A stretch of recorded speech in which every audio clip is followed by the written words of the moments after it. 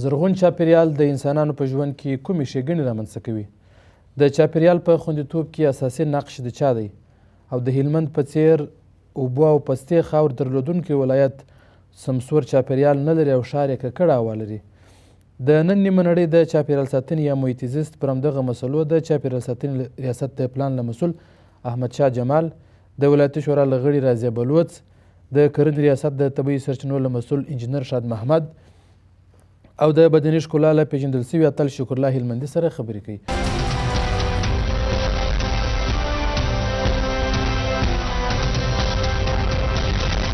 خپرونه زه نثار احمد احمدي وړاندې کوم. په تالار کې ګډونوال هم له ځان سره لرو.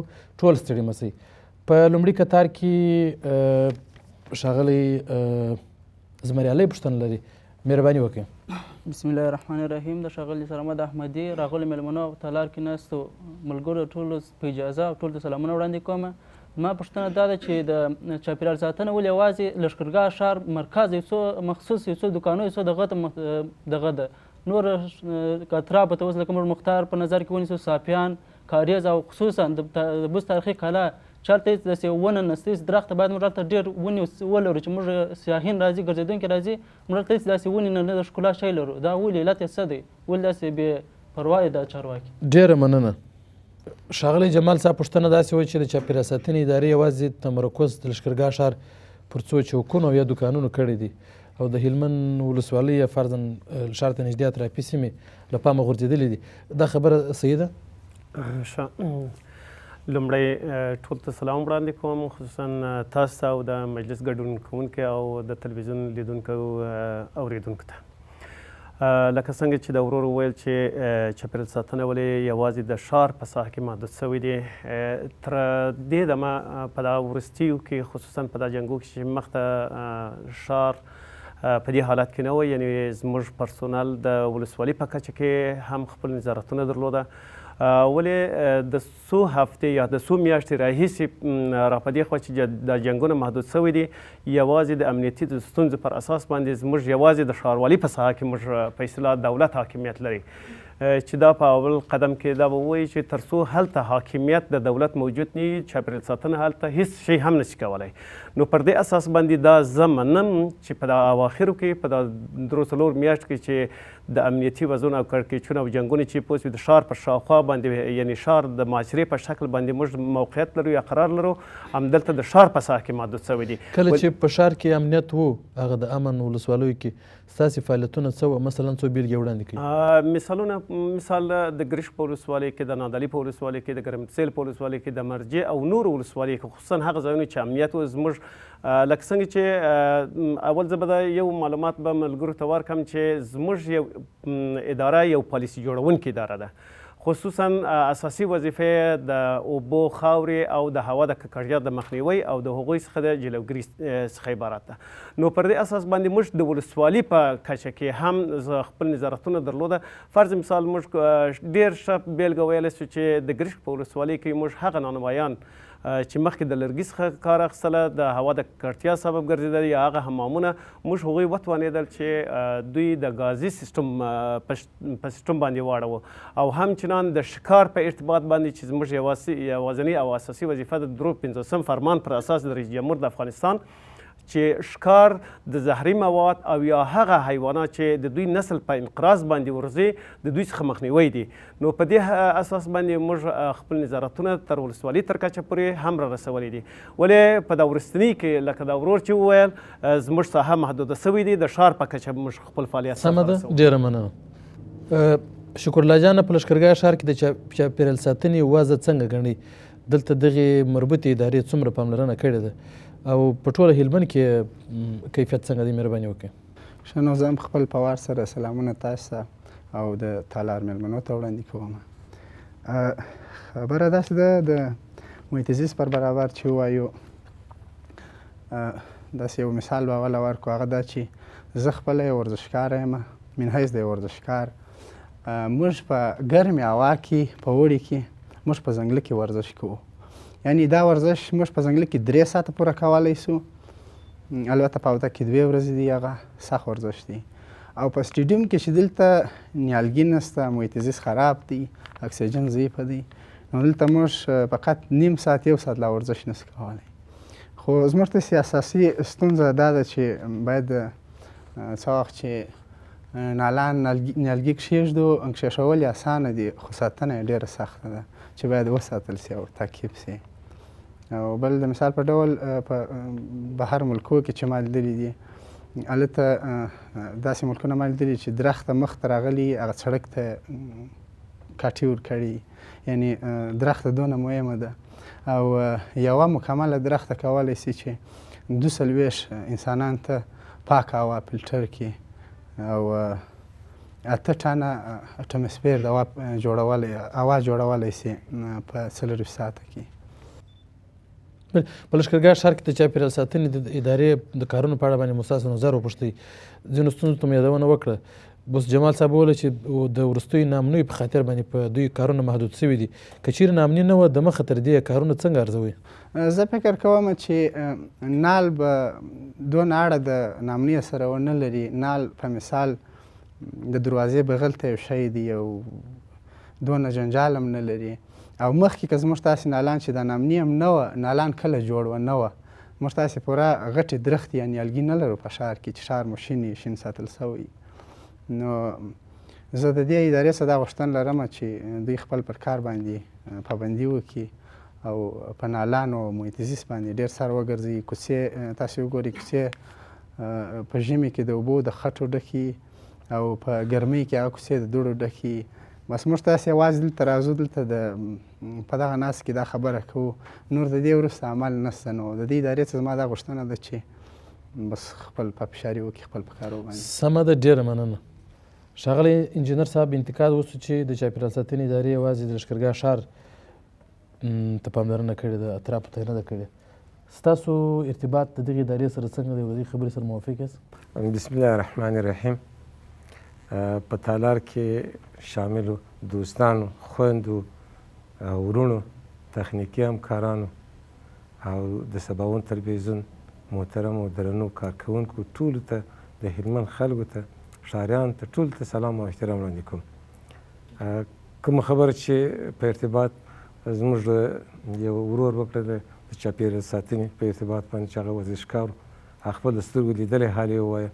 او کومه خبره چې جمال صاحب وکړله د ښاري چاپېریال او د اطرافو د چاپېریال ساتنې په رابطه باندې د خپلې وظیفې په ارتباط باندې شاید د یو څه کوتاهي په د خپله خبره کې کړې وي، مګر زه د ده خبره ورته تکمیلوم. زموږ د دې روابط بیخي حسنه دي او د دواړو ادارو تر مابین همکاري و، تفاهم شته، پخوا هم و اوس هم شته. منتها دومره دی چې اوس د وظیفې له مخې څخه زموږ دفتر ځینې را انتخاب شوی دی. پخوا بیخي همیشه جمال صاحب زما خبره اوري، د ډېرو خبرو په رابطه باندې، د ډېرو مسایلو په رابطه باندې به زه هلته د دوی سره د نږدې کښېنستلم، بحث مې ورسره کوه. اوس هم کله ناکله چې شدید ضرورت پیدا شي زه هلته ورځم. ښه، بالاخره ته تړاو سره لرئ، وضاحت ورکوئ. بالکل ورسره لرئ. نو د دوی د خبرې په تایید باندې چې په ولسوالیو کې هم د دوی د نظارت ګروپونه فعاله وه، دلته په ښار کې هم همیشه دوی یو کارمند یې استولی دی، په هر ادارې کې د دوی سره همکاري کوي. که ما غلطه کړې نه وي، جمال صاحب دا خبره شاهد چې داسې ده. او پاتې شو د ښاري چاپېریال په رابطه باندې، ښاري چاپېریال یوازې په نهال پورې ارتباط هم نه نیسي، د خپله خلکو ونډه په چاپېریال کې بیخي عمده ده. 3 شیان چې په دغه کې موږ تاسې اوس په چاپېریال کې مورد بحث دي چې اوبه، خاور او هوا ده، دا 3 سره په هلمند کې ککړ. یو علت یې د هغو څخه دغه بې امني ده چې اوس موږ تاسې وینو چې دا خلک چغې وي، بغارې وي چې تر ښاره پورې دغسې هره ورځ توغندۍ دي او باروت دي ورېږي. خلک په کوم فکر باندې، په کوم احساس باندې مثلا دلته ژوند کوي، دا چاته نه ده معلومه. نه امنیتي چارواکي په دې باندې متیقن دي چې زه په کومه کچه دلته فعالیت لرم، او نه هم په اصطلاح ماورو خلک چې دلته عادي ژوند لري. نو ډېر تړاو د دې سره لري چې اوس اوسنی حالت د دغه دپاره چې چاپېریال څه رقم تباه کېږي او د چاپېریال په رابطه باندې څومره تکلیفونه موجود دي، هغه شاید بېله تاسو بل څوک ورته فکر هم ونه کړي، ځکه تاسو یاستئ چې نن ورځ مو داسې یو عمده خبرې ته د خلکو توجه واړوله، شخصا زما م ورته واړوله چې د هغه وامه څخه چې کله به د ښاره څخه یا کالي څنګه باسم او یا به څه رقم دلته ژوند کوم، شپه به څنګه تېرېږي. نو دې ته دې متوجه کړم چې زما وظیفه اساسي خو په دغه رابطه باندې ده. خو تر کومه ځایه پورې چې زما په وظیفه پورې ارتباط نشي، د نالیانو، د درختو، د شنکۍ او د کمربند سبزو، د پارکونو د ایجاد او تخلیو، د د دې په ښار کې هوا تاسو خپله هم وینئ تر یو اندازې پورې نسبت و نورو ښارونو ته زموږ د ښار هوا پاکه ده. په دې خاطر باندې پاکه یې زه بولم چې دلته دومره بیروبار او ازدحام د خلکو موجود نه دی لکه د کابل د ښار ده، لکه د هرات د ښار. خو که په هغه کچه باندې انسانان دلته اوسېږي زه فکر کوم ډېر بد حالت پر دې خلکو د دې ښار او د هغو ښارونو د ظرفیت یا ساحې پورې فرق موجود دی. بله مسله دا دلته طبعا هوا ښه ده ځکه هلمند زرغون دی اوبه لري او ښار ته د خلکو انتقاد دا دی چې ډېره پاملرنه نه ده سوې. مثلا که د نیالګیو بحث نه کوو نوره هوا ته هم پام نه دی سوی. مطلقا دلته موږ 2-3 پارکه اوس فعال لرو چې هغه هم په هر پارک کې زه درته یوازې د ملت بابا په پارک کې موږ تقریبا تر 10,000 پورې اونې لرو. دلته په دغه بغل کې موږ یو دغه لرو د 800 جریبه ځنګل لرو. په قلعهبیس کې چې تاسې ورسئ یو ورځ ما سره که هر څوک لاړ شي په دغه اوس بیا نام نشراتي کې زه داسې دغه ورته ښیم ځنګل ورته ښیم چې هلته د ګرسریزې ساه نشي اخیستلی دغسې په ځای کې تفت دی و ځنګل غلو شین دی. نالان توزیع کېږي هر کال 1.5 لک نالان زه دلته ورکوم.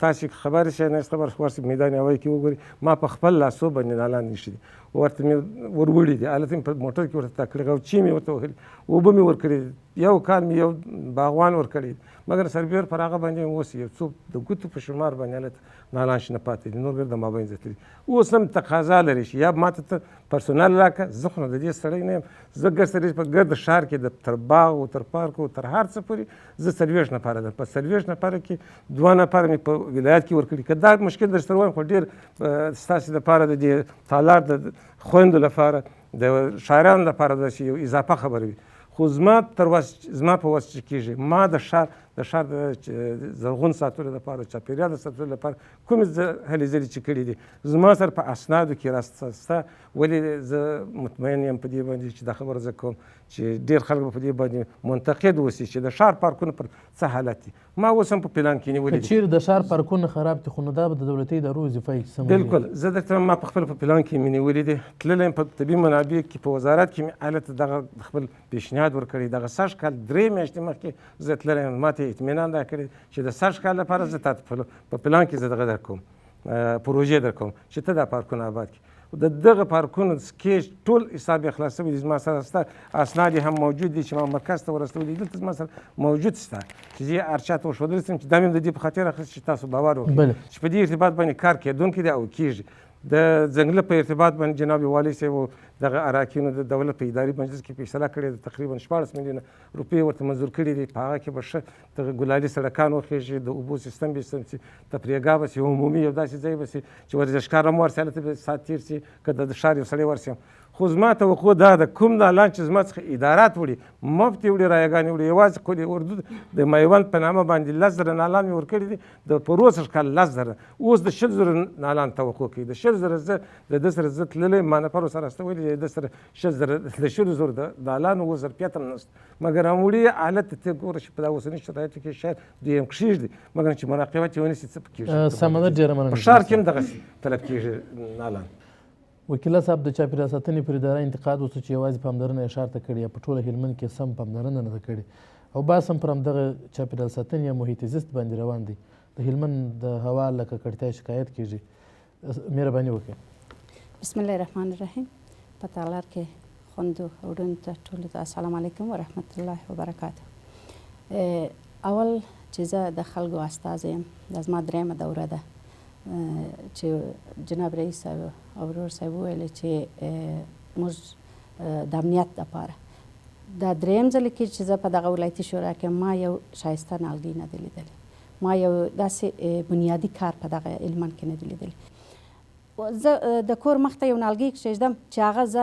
په خپله یا زما اولاد هغه اوبه نه کړي هغه ښاروالي نه راځي ما ته اوبه نه کوي باید زه په خپله هغه اوبه کړم دا موږ تاسې همیشه باید پر ملت باندې هم دا بار پرېږدو ملت هم په دې حصه کې مقصر دی که د دوکانو مخ ته یو درخته کښېنول کېږي هغه که یو اودس نیسي باید هغه ته اوبه ورکړي په هرات کې که ته ولاړ سې یو پارک نه دی تقریبا 10 پارکه دي هغه هم په ډېر معیاري سیستم جوړ شوي دي په ډېر ښایسته معیار جوړ شوی دی زموږ تاسې هلمندیان زموږ تاسې قنداریان زموږ تاسې نور ولایتو زابل ارزګان خلک ځي هرات ته په سیل د پارکو یعنې چیش دی هلته یو آب و هوا شته یو تفریحي ځای شته اما متاسفانه موږ تاسې ډېر مځکې درلود، غاصبینو غصب کړه. موږ تاسې اوس یو ښایسته پارک په دغه ښار کې نه لرو. یو ښایسته درخته موږ تاسې نه لرو. دلته موږ تاسې د کمربند سبز په نامه ځای جوړ کړی، اما متاسفانه چې اوس موږ تاسې وینو چې یو درخته میوهدار درخته پکې کښېنولی دی، هر شی پکې، اما هغه ته رسیدګي نه دی سوی، هېڅ امکانات نه لرو. خو زه اول خپل د خویندو وروڼو څخه دا یوازې پر نارینهو نه کېږي، پر خویندو باندې که په کور کې یو نالګۍ پرېږدي هغه خپله اوبه نه کړي، هغه نه غټېږي. که په دروازه کې د کور مخ ته یو نالګۍ پرېږدي چې یو کوچني ته ووایي هغه اوبه کې لا یو کار کېږي. او د کوچني په تربیه کې چې موږ دونه رول لرو، په درخت کې هم رول لرو. فکر کوئ ولې په خلکو کې د ښاري فرهنګ مروج نه دی او خلک په دې نه پوهېږي چې د نیال ساتنه څومره ارزښتمنه ده او یو زرغون ښار جوړولی شي، ښه چاپېریال منځته راوړلی شي؟ خو موږ دا ځان ته یو الګو جوړ کړی دی، یو دغه جوړ کړی چې ناامني ده. زما د دروازې مخ ته خو ناامني نه کېږي. دا نالګۍ خپله یو روشنایي ده موږ ته، یو د فضا ده چې زموږ اولاد د هغه څخه یو ښه تنفس کولی شي. که موږ په ښار کې په خپل کورو کې په خپل کوڅه او پس کوڅه، خو دا اول دغه اداره هم یو څه نه چې ډېر مقصر دی د دې دپاره که یو جرم پرېږدي چې هر څوک د کورو مخ ته د دوکانو مخ ته یو نالګۍ کښېنوي، دغونه جریمه لري. زه فکر کوم چې هغه به هغه نګهداري وکړي. خو د دوی اداره هم یو څه ناکامه اداره. سمه ده، ډېره مننه. په لومړي کتار کې محمد قاسم ځوان ناستی، له د ده نظر به واخلو د نیالګیو پر نه پاملرنه او د چاپېریال ساتنې په تړاو باندې. دلته داسې بحث وشو چې د هلمند خلک ښاري فرهنګ نه لري او که نیالګي وړي ږدي د هغو ساتنه او پاملرنه نه کوي. په همدې خاطر باندې یوازې دولتي اړوند ادارې ملامتې نه دي، ملامتیا په خلکو کې هم ده. تاسو فکر کوئ چې خلک ولې په دې نه پوهېږي یا په دې ارزښت باندې نه پوهېږي یا دغه ملي ارزښت یې خوندي نه دی ساتلی چې د نیالګیو ساتنه او پاملرنه وکړي؟ یا که پارکونو ته ځي، د پارکونو څخه یې ګورستان جوړ کړی دی، درختې هم باسي، چمنونه یې هم له منځه وړي، اول ته داسې ساتیرۍ کوي چې هغه د پارک د خرابتیا سبب کېږي. مهرباني وکړئ. د ټولو له مخې او د تالار مېلمنو ته سلام علیکم وایم. ما خپل نظر دا دی چې باید هر څوک هر ښاري باید خپل د کور مخ ته نالګۍ کښېږدي او کوم ځای کې چې نالګۍ نه وي باید هغه ښاروالي کښېږدي، مراقبت کې ویې روزي. دا یوازې مسؤلیت د ښاروالۍ نه دی، دا مسؤلیت د ښاریانو هم دی چې باید دا کار په دواړو وکړي. که موږ یوازې دا کار ښاروالۍ ته پرېږدو نو موږ ته څه شي پاته؟ باید موږ ښاروالي خو موږ د کور مخ ته نالګۍ دی نه شو اوبولی، باید د ښار ځای پر غاړه د کلي باید د کور خلک د کلي خلک د خپل د کورو د کلي نالګۍ دوی خپل د کور اوبه راشي اوبه یې کړي او نالګۍ کښېږدي. ما دا نظر. دا خلک چې پاملرنه نه کوي د دې وجه څه ده؟ دا د یوازې د دوی خپل ناپامي د دوی خپل دغه وجه ده چې دوی خپل د کور مخ ته نه ښایسته کوي، دا د دوی خپل غلطي او مسؤلیت ده. او یوه بله خبره چې دلته اوس هغه د ناامنۍ په اړه وه.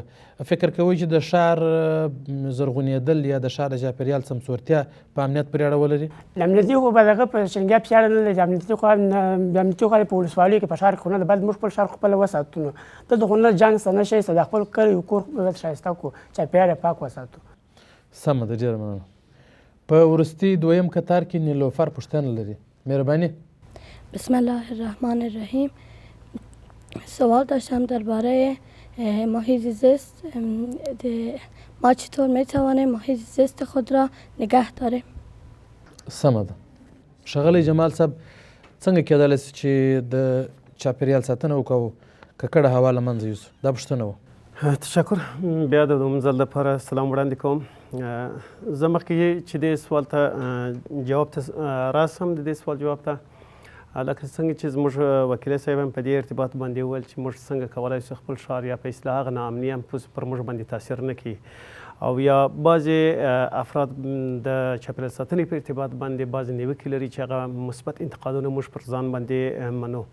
ولې باید دا په ډاګه کړم چې د هلمند په ولایت کې که چیرې موږ دغه د هلمند تاریخ ته د 10 کاله یا 15 کاله وروسته تاریخ ته ولاړ سو، موږ د هلمند آب و هوا او د هغه د ککړتیا په ارتباط باندې او تر اوسه دمه چې اوس موږ تاسې په دې اوس شرایطو کې ژوند کوو دغه یو مقایسه کو، یو نظراندازي وکړو، د هلمند چاپېریال ډېره تاثیرناکه او ښه فضا ایجاد شوی دی. په اول قدم کې په هغه زمانو کې چې زموږ سړکونه پاخه نه وه هوا ډېره ککړه وه، کله چې خلکو د خپل کورو ته به ولاړې مجبور وو چې حمام وکړي. ولې خوشبختانه دا سړکونه د ډامبر سو، د هغه ککړتیا یو څه مخنیوی وسو.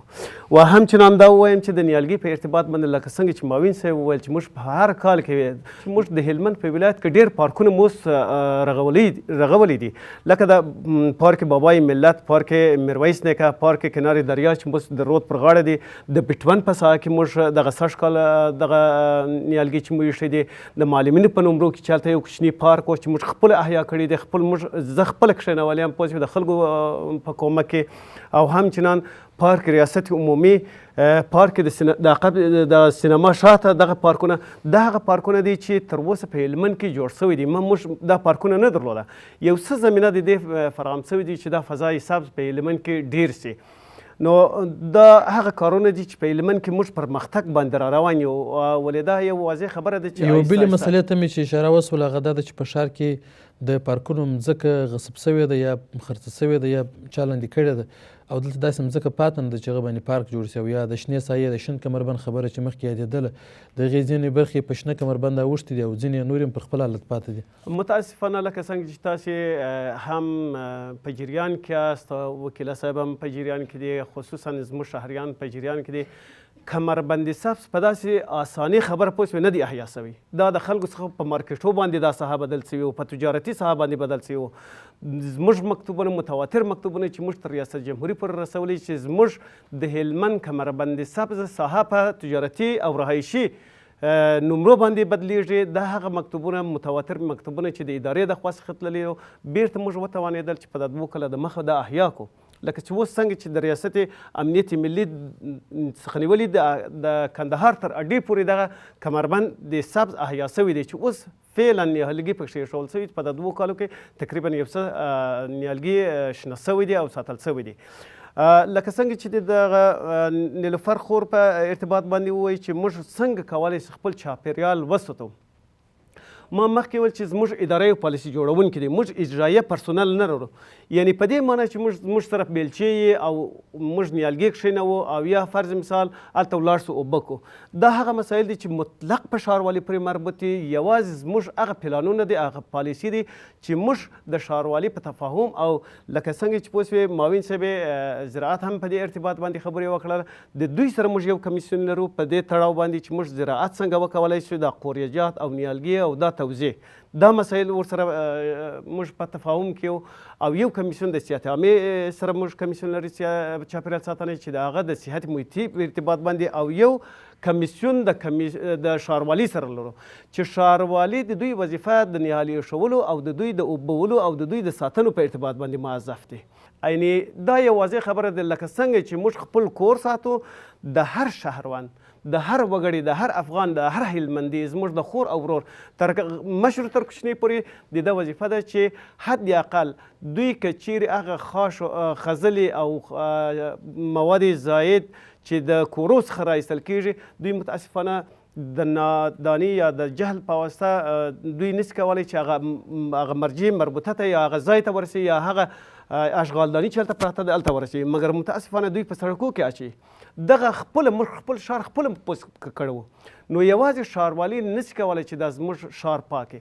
نو موږ د دې په ارتباط باندې زموږ د ادارې پالیسي چې موږ علیحده یو مدیریت د آګاهي په نامه لرو، یو مدیریت د آګاهي په نامه لري چې د دوی اطلاعیه ابلاغیه د تلویزیون لارې څخه نشریږي، د راډیو لارې نشریږي، د بروشور او مجلاتو په واسطه اخبار، دا ټولو هغه مسایل دي چې موږ آګاهي خلکو ته ورکوو، عامه خلکو ته.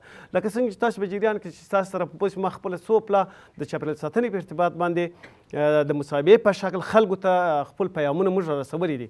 دا زموږ د شهر د ټول شهریان وظیفه ده چې دا د شهري کلتور باید زموږ په ښار کې زموږ په خلکو نهادینه شي. نو په دې اساس تر څو چې خپل خلکو چې د ښاروالي سره همکاره نه شي، هېڅ وخت هغه ښار پاک نه شي ساتلی. نو زموږ وظیفه ده. ډېره مننه. شکر الله جانه، د هلمند چاپیریال ککړې هوا څنګه ژغورل کېدای شي؟ بیا هم د هلمند چاپیریال داسې ژغورل کېدای شي چې په رښتیا سره هم چې د محیط زیست اداره خپل مسؤلیت احساس کړي او داسې یو کاري اجرایت ټیم ولري چې هغه ساحو ته متواتر ځي، په هر فصل کې ځي، یوازې په پسرلي کې نه ځي، صحیح ده، د نالانو پر برابر باندې مثال اوس موږ تاسې دغه په دې بحث کې ځکه د پسرلي موسم دی نو دا خبر راته رایاده ده او دا بحث مو را جوړ کړی چې موږ پر محیط زیست باندې وغږېږو، خو چې څه وخت هوا ګرمه سي د پسرلي موسم تیر سي دا بحث د لې پاتې سي. نو زما په نظر دغسې عامه پوهاوی و او د محیط زیست اداره یو کاري ټیم ولري چې خپل نالان دایم داسې تعقیب کړي چې هره ناحیه و هره منطقه وویشي چې خپل هغه ښاري خپل نالان خپله وساتي، خو دغه نور په یاد یې کړي که یو نال ناغسي په هغه کې کوشش وکړي کومک ورسره وکړي چې بیرته هغه نال کال ته یعنې که اوس د مثال په ډول ما یو پارک جوړ کړی دی په دې کې ما په لسهاو نالان ایښي دي نو ټوله نه دي لګېدلي، هر کال هغه بعضې لګېدلي دي بعضې چې نه دي لګېدلي نو شش کال بیا د هغه ناغه ایږدمه چې مکمل پارک مې شین سي. نو هر ښاري چې په هر ځای کې د نال ځای خالی ویني باید نال کښېني، دا زموږ خپله یو دغه د وجه دا مسؤلیت یا ملامتیا خو بیا ولسي خلکو ته راجع کېږي یا ملیت ته راجع کېږي. زه هم دغه وایم چې هم د محیط زیست اداره باید خپل کار ښه صحیح تعقیب کړي او هم ښاریان کوشش وکړي چې نالان وساتي. په هلمند کې د ولسوالیو په کچه باندې طبیعي ځنګلونو څومره خوندیتوب سوی دی او مخکې جمال صاحب د ښکار یادونه وکړه چې ښکار دوی بندیز پر لګولی دی، فکر کوئ چې دغسې ده؟ فکر کوم چې اوس به بندیز پر ښکار باندې خپله جنګ لګولی چې څوک نسي وتلی، پخوا به موږ ځنګلو ته تللو ریګ ته به وتلو کم ځایو ته، دا ښکار خو دایم تر اوسه پورې ما څوک نه دی لیدلی چې د بم په واسطه مایان نیسي بم غورځي هغه ځای ته او هغه ټول د مایانو نسل ختمیږي عمري. خو اوس داسې دی چې د ښار خلک وتای نسي، په ټوله ساحو کې شاوخوا جنګ دی او د ځنګلو پر برابر باندې ځنګله ته هم هېڅ توجه نه ده سوې. ما مخکې وویله چې موږ په ځنګله کې ورزش کوو د هوا په ګرمېدو سره، موږ لا تر حده کوشش کړی دی چې بعضې لارې چې هلته موټران ځي نیالګي لاندې کوي او خرابوي موږ هغه لارې بندي کړي دي من حیث د یو ښارمندانو د یو ښاري.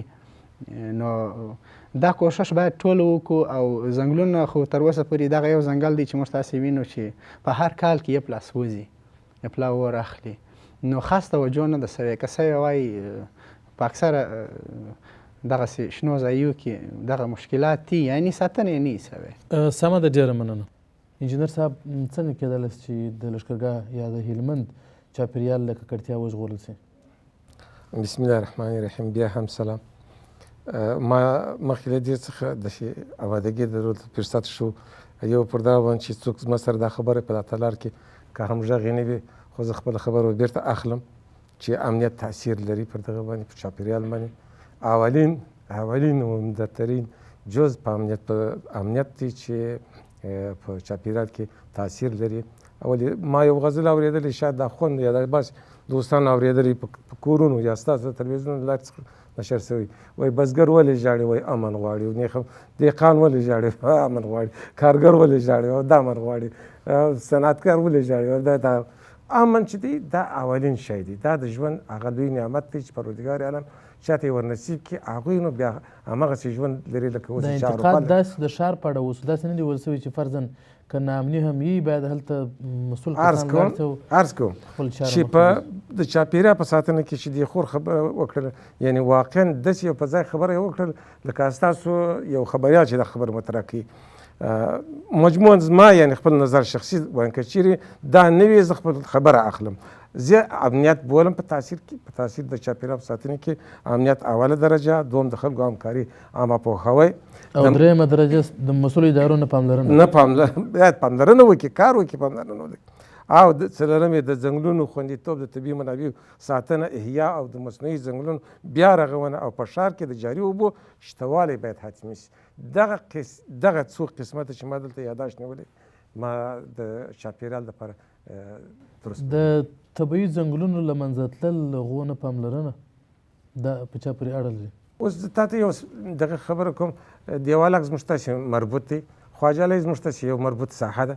هلته دغه سږ کال زه اطلاعات لرم چې هماغه ساحې دغه سوي دي سوي دي تاریاک پکښې کره سوي دي، که شاوخوا بدېږي او که نه بدېږي زه په دې کې مشخصا په خلاصه خوله دا خبره کوم چې هلته دا کار سوی دی. دا ولې شوی دی؟ خو هلته امنیت نشته، هر څوک ورغلی د خپل اقتصادي منفعت لپاره ځنګل د مابین ځوړي دي، بوټي یې راوړي په بازار کې خرڅ کړي، زه نه ورته رسېږم. ښه هلته خو امنیت نشته، په لښکرګاه په لښکرګاه دلته اوس د حریق مسله دلته زما یو ورور د سپورټمن چې دا خبره وکړه، په دغه ورځ باندې چې زه هلته ورتللم چې دغه حریق دا څو ورځې مخکې هلته ولګېدی، زما سره یې ویډیو راسره ده چې زه هلته ګرځېدم. یعنې که په دغه ویډیو کې تاسې وګورئ، تاسو به خپله تعجب وکړئ چې په دغه سین و سال باندې دغه سړی دلته ګرځي او پولیس د ځانه سره بیایي په هماغه ساعت کې دا اور وژني، او څوک راسره دي د ښاره څخه. پخوا به داسې وي چې دلته په اور ولګېدي، د ښاروالۍ پرسنل مکمل هلته راتلل، د ریاست زراعت خلک راتلل، مګر دا ځل موږ د دغه یو جریب ځنګل زموږ څخه د امنیت په ساحه کې نه و، نو چې دا که چیرې امنیت ګرده راتلل، مګر په دغه ساحه کې چې موږ ورغللو چې دا موږ د حریق، یعنې دا زموږ خپله وظیفه ده، موږ د ځان وظیفه بللې ده. که د کور په مخ کې مې هم نهال موجود وي، هغه به زه د وظیفې له مخې څخه ساتم. مګر کاش چې ګرده په دې ترتیب باندې د ځنګلونو خبره مشخصا دا ستا ښه پیغام دی چې زه یې وکړم. د ځنګلونو مځکې اکثرا د پارکونو مځکې اکثرا غصب سوي دي. ما سره یې اسناد موجود دي، که څوک غواړي چې دې ته مراجعه وکړي، زه یې په خلاص مټ باندې هر مقام تقدیموم چې دغه دا اوس هم په لاس کې دي. ډېره مننه. وکیله صاحب، څنګه کېدلی چې یو زرغون چاپېریال ولرو؟ په اوله پلان کې مې وویله چې د ملت همکاري ډېر ضرور دی، ځکه د دې دپاره چې دغسې جناب رئیس صاحب وویله چې امنیت تاثیر نه لري او امنیت واقعیت هم بې امنیتي تاثیر لري.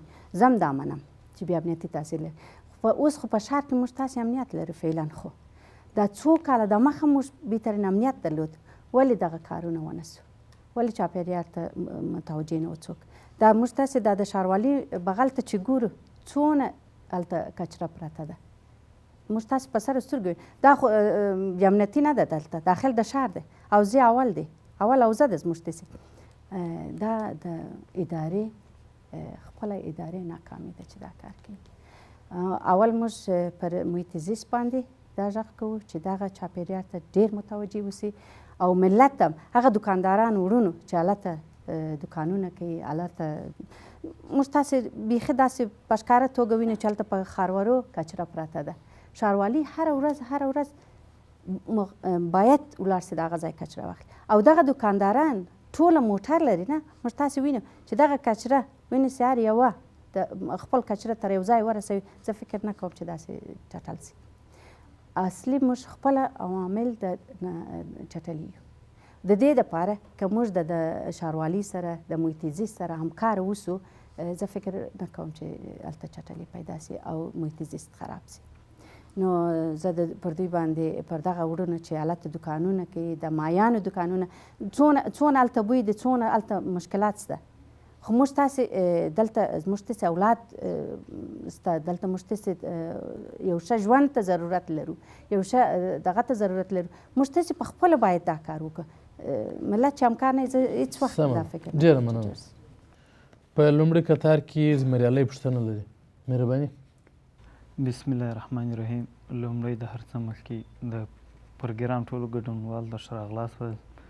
لکه څنګه چې ډېرو وروڼو د نیالګیو پر اهمیت باندې خبرې وکړلې، لکه چې نیالګي د هوا په تصفیه کولو او چاپېریال د ښکلا کې مهم رول لري، خو بیا هم زموږ چې هر کال په زرهاو نیالګي ایښول کېږي په ښار کې، خو بیا هم د ښار په مرکزي نقطو کې لا د هغوی خالیګاه ډېره لیدل کېږي.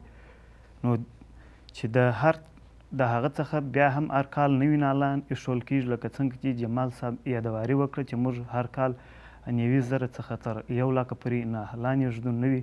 نو باید اوس په ښار کې د نوو نیالګیانو د ایښودلو ضرورت ډېر کم وای، خو پوره وای چې د هر کال دوی دومره. خو زه فکر نه کوم چې اوس موږ تاسې په ټول ښار کې در پارک او د ښار پر کوڅو او سړکانو ته چې موږ تاسې 100,000 فعاله او روغ نیالګي ولرو. نو دوی یوازې ایښول خو شرط نه دی، بیا هم دوی هر کال زیات نیالګي ایښول کېږي، خو بیا هم هغه د بل کال ته ډېر د ګوتو په شمېر سره کم تعداد پاتې نور نه وینو. چې د دې عامل څه دی؟ آیا د هغو ته د اوبو نه رسولو له امله هغه له منځه ځي او که د نور بل لامل؟ سمه ده، ډېره مننه. انجینر صاحب، تاسې یا ښاروالي هر کال په زرګونه نیالګي توزیع کوي، ویشي په ښار کې. د زمریالۍ په نظر چې لا بیا هم په ښار کې د نیالګیو تشې لیدل کېږي، او د نیالګیو په توزیع کې کمبود نه دی راغلی اما په ساتنه ماسې بس یوازې ویشل ساتنه نشته. ولې دغه نظر دی چې دا د نیال ساتنه یوازې د ښاروالۍ یا د زراعت د وظیفه نه ده، دا د خلکو د برخه اخیستنه په کې حتمي شرط دی. اوس به څوک پخوا موږ زه د یو ورځې د یو پخوا خبرې نه د دې لپاره انجینر صاحب ولې طرز العمل نه جوړېږي که فرضاً له 5 کلونو راهیسې تاسې هر کال ښار ته 1.5 لک یا 1 لک نیالګي ویشئ، دې ته باید یو تګلاره جوړه شي چې هر کال موږ راځم صاحب دغه ولې راکم نه کړو په پاملرنه باندې مصرف زه راځم همدغې خبرې ته اوس دستي راځم ډېر لرې نه ځم. نیالګیان یعنې چې متضرر کېږي امراض یې متضرر کوي، خپله دغه کچره هوا چې فرض مثال هوا چټله کېږي د هغې منفذونه د اکسیجن د کاربن ډای اکساید چې دی را اخلي جذبوي په مقابل کې اکسیجن آزادوي، دغه پروسه خپله بطي کوي یا د مابین ځوړي نبات د مابین څخه ځي هغه پرېوله کېږي باید پرېوله سي دغه درخته. او بل د امراض تر څنګ باندې د هغې ته اوبه پر وخت ورکول دي. بل هغه خلک چې هلته تېرېږي د لارې د کوڅې څخه هغه باید دا خپل د ځان اوبه د هر ځای کې چې تېرېږي خصوصا د پارکونو په ساحه کې د نیالګیانو د ضرورت ډېر وي چې هلته خلک ډېر ورځي. په هغوی کې هر کال مثلا دا چې اوس دوی وویل چې 1.5 لک تر 1.5 لک دا خو یوازې زما په احصایه کې دي. خود راځم هغه خبره چې دی راته وایي چې زما څخه خبره ډېر لرې لاړه نه شي. کوم نالان چې زما څخه څوک وړي، کوم نالان چې د ادارې څخه وړي زما څخه نه، زه به نه یم، یو بل څوک به هلته وي. خو ښه خبره یې دا ده چې لکه د ده چې ویل چې یو پروسیجر ورته جوړ شي، یو دغه لایحه ورته موجوده وي چې څونه نال دې وی څونه دې ساتلی دی.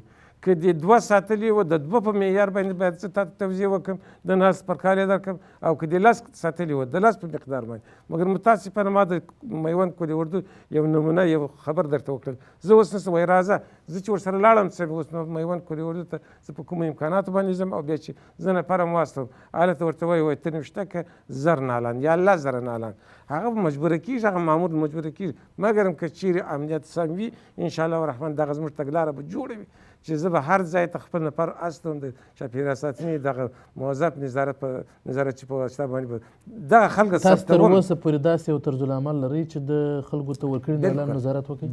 بالکل دا اوس ما سره ستا ما چې کوم شی چې زه لرم ما سره په په تېر کال کې چې تاسې کوم نالان ویشلي وو له هغو څو سلنه ژوندي دي؟ ما تاسو ته په بل پروګرام کې ویل چې 60 سلنه ما سروې کړې ده د خپل نو سږ کال خو مو باید د نیالان ویشنه درولې وای؟ باید درولې وای. څه چاته زه دغه وایي چې نیسم توضیح کول چاته وایم خو دا ستاسې مسؤلیت دی نو مسؤلیت دی. زه نال ما تربیه کړې دي چې اوس ور نه کړم خو مقامات وایي دا نال څه لپاره تربیه کړې او کې ورکوم خو په دغه رقم حدار ځي لکه ته چې وایي چې نه پر دغه مصارف چې تاسې پر تربیه یا پر روزنه د نیالګیو کوئ دا مصارف یې پر بیا پاملرنه وکړئ. ډېر ښه خبره کوي. ما درته ویل چې اوله پله د اوبیارۍ مسایل دي دلته اول د اوبیارۍ مسایل په ټانکر باندې تاسې راسئ د ام سي دفتر وګورئ دا زما مربوط ځای دی زما د زراعت مربوط ځای دی وګورئ چې د مخ ته درختې وچې دي چا نه دی لیدلی دا هر چا لیدلی دی دا ولې وچ سو دغه درختې ګرد د اوبو څه وچ سول د ښاروالۍ ته ما ودرزاري کوم ټانکران بیا راویستل په دغه کې بیا خالي کول برق دې نشته چې د برق په واسطه باندې هلته موږ اوبه راایستلي. سمه ده انجینر صاحب ډېره مننه. وکیله صاحب هر کال په هلمند په لښکرګاه کې یا په هلمند کې څه باندې لک یا 1.5 لک نالان ویشل کېږي خو له بده مرغه د هغو له ډلې یوازې 60 سلنه ژوندي پاتې کېږي تر دې لا شاید کم وي نور ټول بېرته مري. ولې فکر کوئ چې دغه ادارو یو طرز العمل نه دی ورته جوړ کړی که څه انجینر صاحب وویل چې موږ داسې یوې تګلاره لرو چې بیا نظارت یې کوو خو نتیجه نه ده ورکړې؟ زه فکر کوم که انجینر صاحب خبره نه ردوم که دوی نظارت کوله زه فکر نه کوم چې داسې به کېدله چې 1.5 لک نیالګي کښېنوي په 1.5 لک کې 80 خو حتما سره جوړېږي په 80 نه دا 80 خو جوړېږي 50 خو جوړېږي اما زه فکر کوم چې په ټول ښار کې به 60 نه وي په ټول ښار کې 10 به نه وي دا د دوی د ادارې غفلت دی. که هر کال په ښار کې فرضاً 60 سلنه نیالګي ژوندي پاتېدی ممکن چې د 50 کلونو په بهیر کې ښار ټول زرغون وای ټول ښار به زرغون وای. ولسوالۍ خو لا پسې پرېږدي احمدشاه جان ورور ویل چې د ګرشک په ولسوالۍ کې په ټوله ګرشک ولسوالۍ کې په دغه داخل د ښار ما یوه نیالګي هم نه دی لیدلې. اما د ګرشک ولسوالۍ بهترین ولسوالي دی چې ولې چې هلته اوبه هم ډېر په اسانۍ سره دي، هلته برق هم ډېر ښه برق دی، مشکل هم نشته. اما متاسفانه چې یو زرغون ځای موږ نه دی لیدلی، یو ښایسته پارک موږ په د ګرشک په ولسوالۍ کې نه دی لیدلی چې هغه زموږ ټول هلمندیانو سره سترګې په ګرشک ولسوالۍ کې دي چې یو څه امنیت هم سم دی، یو څه هلته خلک هم پوهېږي چې په دغه محیط زیست په هر شي. سمه ده، ډېره مننه. جمال صاحب، هر کال د هلمند لپاره په زرګونه نیالګي توزیع کېږي، خو د هغو له ډلې ډېر لږ شمېر ژوندي پاتېږي او د نه پاملرنې وجه اصلي څه ده؟ بیا هم مجددا تاسو ته او تالارو ته ګډون کوونکو ته سلام وړاندې کوم. ډېر پر ځای او اساسي خبره ده چې هر کال په زرګونو نیالګي په اصلاح توزیع کېږي، شول کېږي، اما ډېر لږ فیصدي باقي پاتېږي. موږ مخکې وویل چې موږ اجرایه پرسونل نه لرو، موږ یوازې نظارت کننده یو. موږ پر نیالو باندې ګرځو، نظارت کوو او هغه ساحه چې وچ سوي بیا هم ښاروالۍ ته د مکتوب پر اساس باندې په شفاهي ډول، په مکتوبي ډول، په رسمي او غیر رسمي ډول د دوی سره د کمیسیون د تفاهم له لارې هغه ځای ور پر ګوته کوو او یا د ښار د پاککاري په ارتباط باندې موږ هغه ساحه تثبیتوو، دوی ته مکتوب ورسوو چې فلاني ساحه ککړ دی، دا ساحه پاکې. نو په دې ارتباط باندې یوازنی اساسي موضوع چې لکه څنګه چې معاون صاحب هم ویل بعضې نیالګي د امراض په واسطه له منځه ځي، دا یو علت دی. دوهم علت د اوبو د نشتوالي په اساس دی چې د ټانکرونو په واسطه اوبېږي، دغه اوبه پر وخت و زمان نه رسېږي. مثلا که چیرې موږ تاسې په دوبي کې خصوصا چې د هلمند د حرارت درجې تقریبا 40 درجې ته رسېږي، که دی یوه ورځ بله ورځ اوبه نسي، په درېیمه ورځ نیال له منځه ځي. مګر بدبختانه چې موږ د اوبو سیستم د کمبود پر اساس باندې چې ښاروالي نشي کولی پوه شوې دا نیالګي ته رسیدګي وکولی شي، نو د اوبو د نشتون پر اساس باندې زموږ تقریبا 50 یا 80% نیالګي د دې پر اساس باندې له منځه ځي. د مثال په بیلګه زه درته ویلی شم، د هلمند په ولایت کې که چیرې پوه شوې تلویزیون هم نږدې سي، زه د رسمي مکتوبونو زه به درته وښیم چې یو دای 2 دای 3 دای 4 قطعې مکتوبه دی چې موږ د هلمند په ولایت کې د کارتلګان په ساحه کې، د حوزې 2 په ساحه کې، د ښاروالي په 3مه 4مه 5مه 8مه ناحیه کې چې د ناحیې په ساحه کې دلته تقریبا یو سړی 150 بزې او مواشي لري چې هر ورځ د کور څخه راوځي. کله چې دوی په کور کې هغه علوفه ونه لري، دوی نو څه کوي، وږي دي، دوی مجبور دي پر نیال باندې حمله کوي. کله چې نیال یې وخوړل، نیال له منځه ځي. دا مثال زه به درته وایم چې 380 نمبر مکتوب دی چې تاسو وینئ، دا هم د سکتور یعنی ولایت مو خبر ورکړی دی، کاپي ښاروالۍ ته مو خبر ورکړی دی، کاپي بل قمندانۍ ته مو ورکړی. دا بل مکتوب دی چې هم قمندانۍ ته مو خبر ورکړی دی، هم ښاروالۍ ته مو خبر ورکړی دی، هم زراعت ته مو خبر ورکړی، هم ولایت ته خبر ورکړی. دا بل مکتوب سمه ده. اجازه راکړئ، بل مکتوب مو بیا هم ښاروالۍ ته استولی دی، بل مکتوب بیا هم دا د ولایت ته استولی. متاسفانه چې د هلمند په ولایت کې کله چې که ښاروالي اقدام کوي، که حوزه اقدام کوي، موږ داسې په جریان کې خبر یو کله چې د دوی یو 3-4 یا بزې وړي دي، د یو په اصطلاح بندي کړي دي چې پوه شوې تاسې ولې د باندې راباسي. متاسفانه زموږ وکیلان، زموږ د پارلمان وکیلان د پارلمان څخه زنګ وي د ناحیې مدیر ته یا د حوزې مدیر ته چې تاسې د امنیت دپاره یاست، که د بزې د ساتلو یا د بندي کولو مسؤلیت لرئ، چا بزې اعلی کړي. موږ متاسفانه چې زموږ خپل خلکو، خپل شهریان، زموږ وکیلان، زموږ هغه کسان چې په راس کې قرار لري، دغه د نیالګي د له منځه تلو علت او سبب دی چې دغه مثالونه سمه ده. هم په هر ارګان کې که چیرې ما راغواړي، زه د دې جواب وایم چې تقریبا دا 150 بزې چې اوس په دغه ښار کې د کارتلګان په ساحه کې دوی د ورځې پر نیالو باندې د منځه تلو سبب ګرځي. یو علت اساسي دی چې موږ نه دي توانېدلی چې دغه تر اوسه موږ جلوګیري وکړو او د دغه مسؤلین، د دغه رسنۍ له لارې څخه، دغه مسؤلین څخه زه غواړم که چیرې موږ په زرګونو نیالګو د کارتلګان په ساحه، خصوصا د وزیر اکبر خان په ساحه کې چیرې موږ نیالګي کښېږدو او توزیع کړو، دا کال او بل کال له منځه ځي، نو هېڅ نتیجه نه لري. زموږ مصارف او زموږ نظارت او کنټرول عبث دی. سمه ده، ډېره مننه. شکر الله جانه، د دوی څرګندونې مو واورېدل. یو بله مسله چې اوس یادونه ورته وسوله هغه دا وه چې د چاپېریال ساتنې مسؤل ښاغلی جمال صاحب وایي چې ځینې کسان مداخله کوي او که دوی د ځینو څارویو مخنیوی کوي چې هغه د نیالګیو د خوړلو دپاره ښار ته ایستلي یا فرضاً د چاپېریال د ګډوډۍ سبب کیږي. ځینې خلک مداخله کوي او هغه زور هم چلوي. فکر کوئ چې دغه هم رښتیا هم یو عامل دی؟ بیا هم سلام. رښتیا هم دا مداخلې کوي خلک. وګورئ د بزو یا د حیواناتو ویل چې دوی د دوی په واسطه سره نالان د منځه ځي، رښتیا هم دا هم یو نوه ضربه او دغه د خرابي ده نال ته.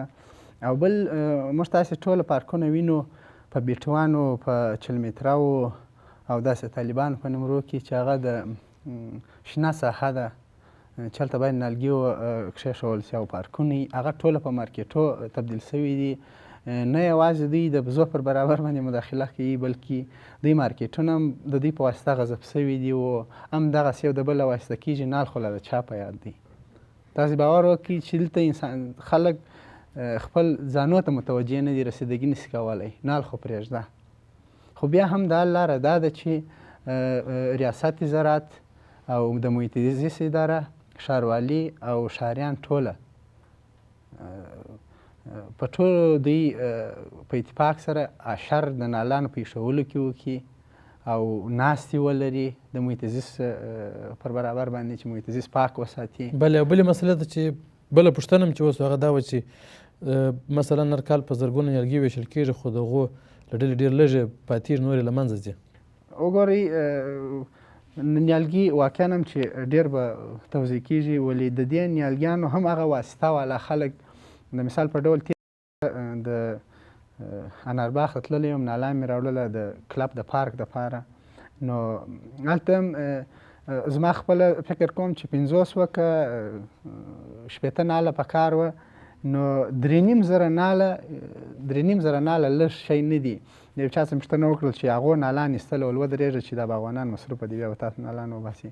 دا د ولایته څخه یو لیرې ولسوالۍ ته تلل چې یعنې لازمه نه ده. اوله باید موږ ښار شین کړو، ښار وساتو، ولسوالۍ خوا دې روانې اوبه لري، باغونه لري، مځکې لري، نو هم د هغه مداخله کوونکو خلکو د لاسه مشکل دی. سمه ده، ډېره مننه. فریال پوښتنه لري؟ مهرباني. بسم الله الرحمن الرحیم. با اجازه مهمانان گرانقدر و دوستان در سالن، طبق ما در رسانه ها مشاهده نموده ایم که از ولایت افغانستان ولایتی که از لحاظ نظافت پاکتر و تمیزتر می باشد عبارت از هرات، کندهار، مزار شریف، ننگرهار و غیره، ولی ولایت هلمند نه. چرا؟ یعنی اگر از لحاظ بودجه دیده شود، بودجه که به خاطر ښاروالي به هرات و کندهار اینجا فرستاده می شود برای هلمند نیز فرستاده می شود، ولی فعالیت هایی که به خاطر پاک نگه داشتن شهر در هرات، کندهار و مزار شریف صورت گرفته به ولایت هلمند به نظر ما به اندازه 20% هم شاید صورت نگرفته باشه. چرا؟ یا پرسنل ښاروالي ما ضعیف است و یا کدام مشکل دیگری وجود دارد؟ سمه ده، ډېره مننه.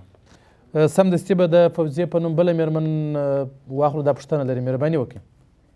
بسم الله الرحمن الرحیم. سلامونه او نیکې هیلې ګرانو مېلمنو ته او ګرانه خویندې ته. زما پوښتنه دا و چې د هلمند په ولایت کې خصوصا زما په نظر چې د ښاروالۍ اداره ولې ضعیفه ده، یعنی ولې دونه کار نه کوي.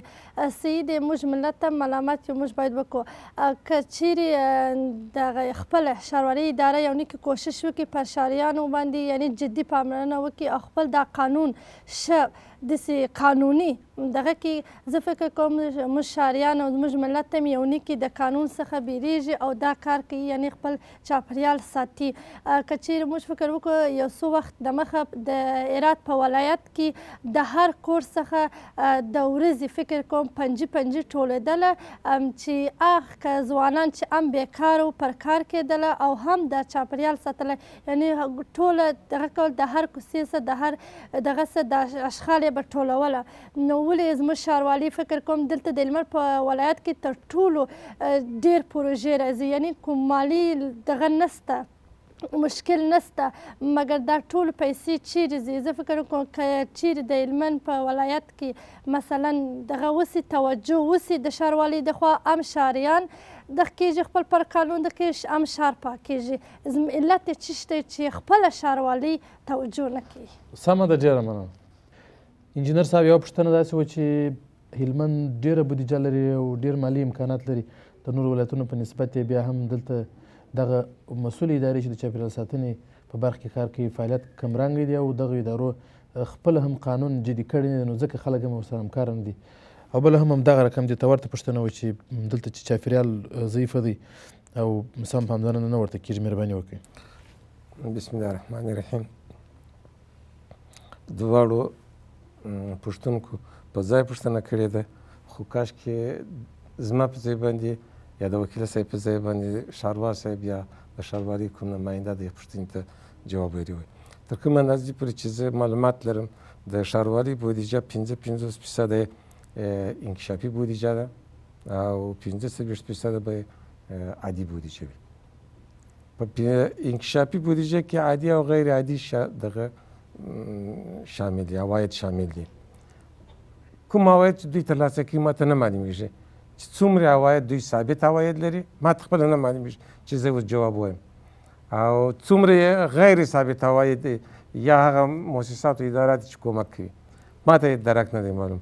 خو په کومه اندازه چې خدمات وړاندې کیږي لکه څنګه چې پوښتونکي وایي، زه هم من حیث یو دغه ښاروان داسې مشکلات وینم په دا ځای کې چې فرض لکه د حیواناتو یا ګشت و ګذارو یا فرضاً د پارکونو خرابي و یا فرضاً د اوبو پاکو اوبو نه موجودیت په بعضو ساحاتو کې او یا د پارکونو د نه مراقبت مسله دا جدي ده. زه هم من حیث یو ښاروال اندېښمن یم، خو جواب نشم ورته ویلی چې داسې مشخص ورته وایم چې د ښاروالۍ په مورد باندې ښاروالۍ کوم مشکلات لري، هغه مشکل خپل د ښاروال صاحب چې پوښتنه وشي بهتره به وي. نه مسله خو د ښاروالۍ پر یوازې مربوطه نه ده. اوس که پر چاپېریال خبرې کوو له تاسو سره هم اړه لري، له ښاروالۍ سره هم خپله چاپېریال ساتنې سره هم.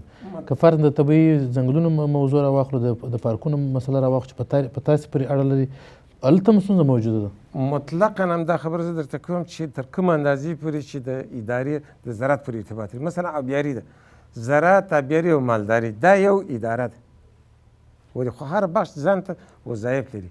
په دې ارتباط باندې ښاروالي، زراعت، ریاست، ولایت دا ټول د ښاروندان ګرد شامل یو کلکټیو دی چې دا باید په مجموع کې یو فیصله وکړي، یو ترتیب ورته جوړ کړي. یعنې که مالونه نه پرېږدي و ښار ته. یو وخت داسې و چې ښار ته به مال راننوتی د پله په سر باندې بیا هلته خوله تړه کېدل، که څوک باور نه کوي داسې سپین ږیرو څخه پوښتنه وکړي چې دغسې وکړه نه وه. بل دلته چې یو نهال د مابین ځه تللی وای د هر چا سوی هغه ته جریمه ورکول کېدله. ولې دغه نهال د مابین ځه تللی دی؟ دغه د تلیفون لاین پخوا پر دغه باندې په وطنو کې پر چلنګانو باندې د خټو پر څلیانو باندې دی، مګر هغه هلته د اوبو څخه حفاظت کېدی خو قانون تطبیق کېدی. مګر دلته نه ښاري قانون نه دلته عدلي قانون تطبیق شوی دی. کله چې دولتي مقامات خپل قانون ته نه تطبیق نه کړي بیا نو له ولس څنګه تقاضا کېده چې هغوی د قانون پر ځان تطبیق کړي؟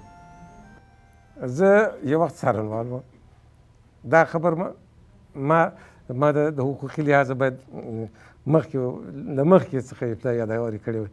که چیرې قانون تطبیق سي هیڅ مشکل په امنیت کې هم نشته، دا به واضح درته وایم. که قانون تطبیق سي هیڅ مشکل نه په امنیت کې شته، نه په چاپېریال کې شته، نه په ملک کې شته. خو د قوانینو د نه رعایت په صورت کې موږ دغسې د تکالیفو سره اخته یو چې نه مو د حکومت ادارې. زه به تا ته داسې د یو لنډې خبرې په ارتباط باندې خبره کوم چې دغه مقررې چې اوس موږ تاسې کوو دغه په کوم معیار باندې دا مقررې په دولت کې صورت نیسي. اول زه ما 3 واره په دغه ریاست وزارت کې ما امتحان ورکړی، په څه حساب باندې زه ناکامه شوی یم. څوک کولی شي چې دغه ووایي چې پوښتنه وکړي چې دغه د هلمند یو سړی 3 واره امتحان ورکړي، یو پله کامیابه شو، 2 واره دغسې شو، 3 واره داسې. دا د ځان په رابطه دا خبر نه کوم. زه د ریاست شوقي هم نه یم، دا 5 کاله پاتې دي، زه باید تقاعد شم. مګر داسې ځوانان داسې لکه تا ور او بل ور هر یو توقع لري چې زه باید رئیس اوسم، زه باید مدیر اوسم، زه باید حد اقل یې وظیفه ولرم. خو قانون نه دی تطبیق شوی، یا رابطه ده یا زور دی یا فلانی دی. نو که په دغه رقم باندې دغه آشو دا کاسه وي دا وړۍ نه شړی کېږي. زما خبره زه داسې واضح یم، زه دا خپله خبر تر رئیس جمهور هم رسولی شم، انشاءالله په شخصي امکاناتو یې رسولی شم. یو څوک په ما خبر دی یعنې زما خبر اوس هم که چارې تاسې ونه رسوئ زه خپله هم رسولی شم تر رئیس جمهور پورې. په هلمند کې یوازینی مشکل د تقرر فرصت دی چې کوم څوک چې په کوم حساب باندې مقرر شوی دی پر هماغه حساب باندې حمایه کېږي هم. سمه ده، ډېره مننه. داسې بحث مطرح د هلمند پیسې او شتمني ډېره ده، بیا هم چاپېریال ساتنې ته یې پام نه دی شوی. مثلا دلته داسې اوازې د مخه پورته وکړه کېدې به چې خلک ځي لکه په کابل کې د هلمند ځینې امنیتي چوکۍ یا ملکي چوکۍ په پیسو رانیسي دا خبرې به کېدلې اما د دې هر څه په صورت کې دا کار کېږي نو خو دلته خامخا شتمني موجوده ده چاپېریال ساتنې او مثلا د ښار زرغونتیا یا د ولسوالیو زرغونتیا ته پاملرنه نه ده سوې په لنډو راتو واچولې دا خو واقعیت دی یوازې د معارف په ریاست کې موږ تاسې وینو چې 4 نفر هم مکتوب اخیستی راوړی دي 3 نفر هم مکتوب اخیستی پر هغه سربیره جنجال هم دی مشکلات هم دی دا خو د رئیس صاحب خبرې زه منم دا مشکلاتونه موږ لرو او فوزیه جان خور چې وویله زه به د هغه سوال ته هم جواب وایم واقعیت هم د هرات په ښار کې دغسې سیار ټیمونه شته چې روزمره راځي د دروازې کچرې وړي 10 روپۍ 20 روپۍ اخلي هیڅ ایراتي هیڅ دغه نسي کولی چې خپل اشغال د دروازې مخ ته پرېږدي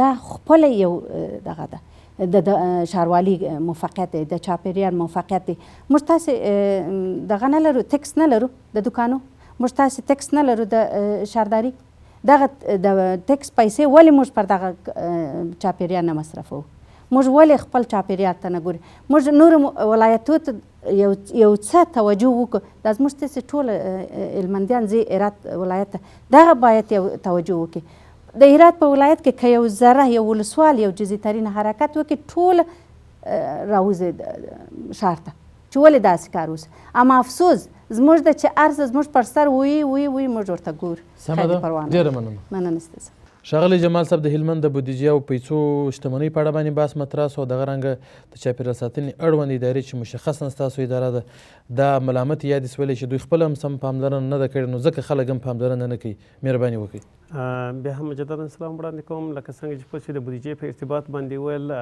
خپله زموږ د چاپېریال ساتنې په برخه کې زه به یو معلومات همشاریان ته او دغه د تالار خلکو ته به ورکړو چې زموږ مخکې ما درته ویل چې موږ یو اداره زموږ اداره پالیسي جوړونکې اداره ده موږ پالیسي جوړوو هغه کمیسیونونه یا په اصطلاح هغه اداره چې زموږ سره په کمیسیون کې یا په ارتباطات کې دي د هغوی سره شریکوو او د هغوی اجراءات په دوی پورې مربوط دي او موږ یو اجرایه ارګان نه یو او اجرایه پرسونل هم نه لرو نو عموما د دې په ارتباط باندې زه به وایم چې د چاپېریال ساتنې بودیجه یوازې زموږ د معاش او د هغه خدمات چې موږ په دفتر کې ضرورت لرو هغه ته راځي حتی دا به د دغه میک لارې څخه به درته ووایم چې حتی اضافه کاري موږ پکښې نه لرو چې زموږ اضافه کاري پکښې په اصطلاح هغه اجراءات وسي لکه څنګه چې زموږ 4 یا 15 کسه مامورین لرو ساحوي مامورین لرو دغه زموږ ساحوي مامورین هره ورځ بلانغه د خپل وظیفې پر اساس باندې چې مدیري تفتیش دی کارشناس تفتیش دی مدیر ساحات حفاظت شده دی انکشاف پایدار دی او د آگاهی مدیر دی چې دغه افراد زموږ ساحوي پرسونل دی چې زموږ د پلان پر اساس کله چې زه پلان جوړوم د پلان پر اساس باندې